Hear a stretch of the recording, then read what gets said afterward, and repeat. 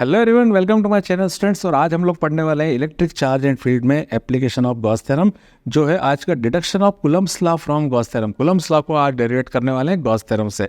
रही बात नोट्स की, तो मैंने आपको ऑलरेडी डिलीवर किए हैं, आपने अपने डाउनलोड कर लिए होंगे। नहीं किए हैं तो लिंक डिस्क्रिप्शन में दी हुई, फटाफट डाउनलोड करें ताकि आपके पास सब वीडियो आ सके।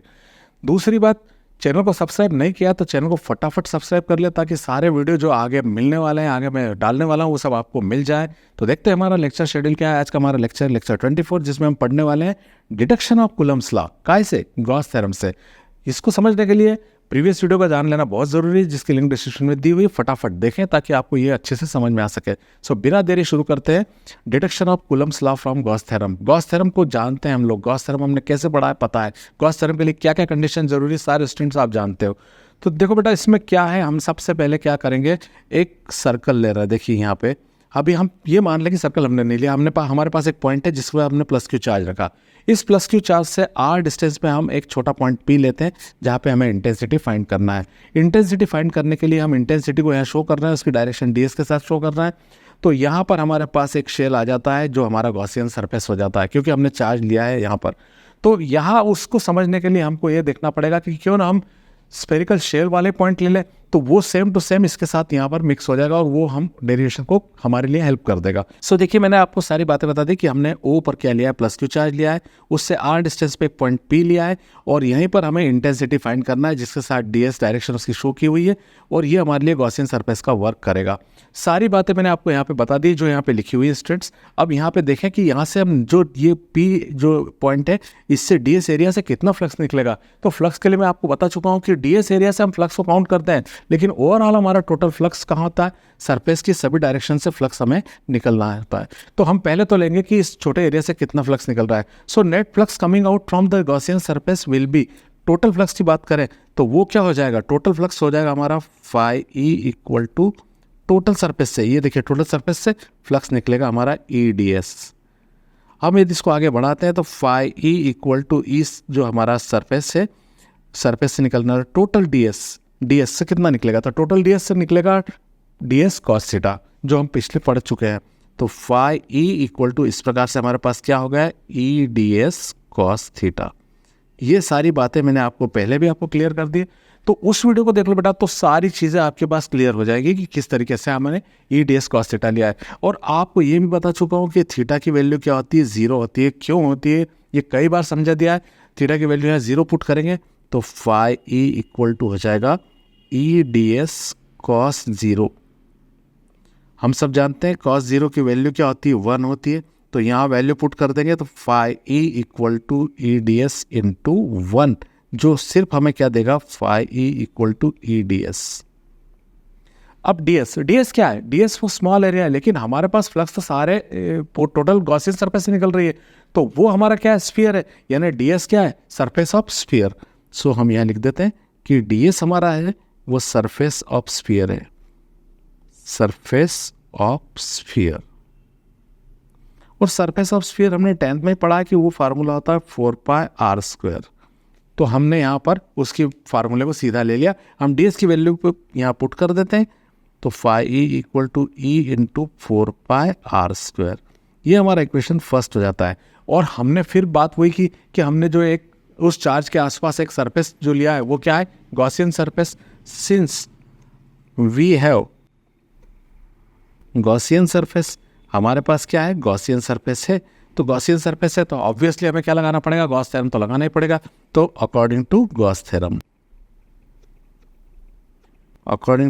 हम लेंगे तो गॉस थ्योरम तो हम जानते हैं कि phi E equal to Q upon epsilon 0। ये हमारा इक्वेशन सेकंड हो गया। अब देखिए इक्वेशन फर्स्ट सेकंड हमने निकाल लिए।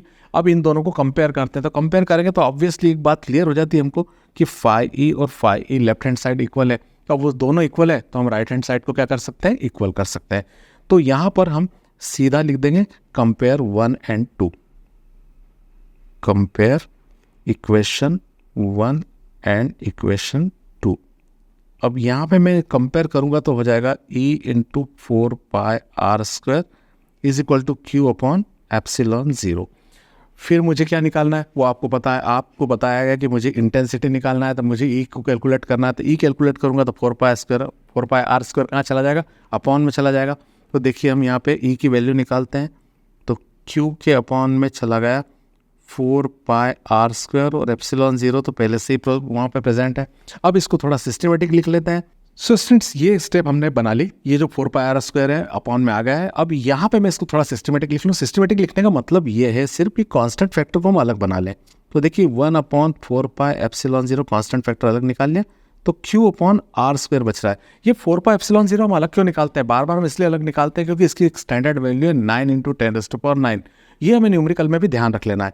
तो अभी हमारे पास इंटेंसिटी की वैल्यू आ गई। अब स्टूडेंट्स यहाँ तक तो हमारा डेरिवेशन हो जाता है, और यही आपने देखा था कि स्फेरिकल शेल में भी मैंने यही करवाया था। तो यही वैल्यू वापस आ रही है, लेकिन यहाँ हमें ध्यान देना है कि अब की बार हमें कूलम्ब्स लॉ को लाना है। तो कूलम्ब्स लॉ के लिए आपको पता है कि कूलम्ब्स लॉ में 2 चार्ज होते हैं। तो अब हमारी कंसेप्ट हम लगाए यहाँ पर कि 2 चार्ज का है, हमारे पास तो एक ही चार्ज है। देखिए डायग्राम में हमारे पास सेंटर पे एक ही चार्ज प्रेजेंट है। तो हम दूसरा चार्ज इमेजिन करें कि हम यहाँ एक प्लस टेस्ट चार्ज को ले आए, कहाँ पर, पी पर।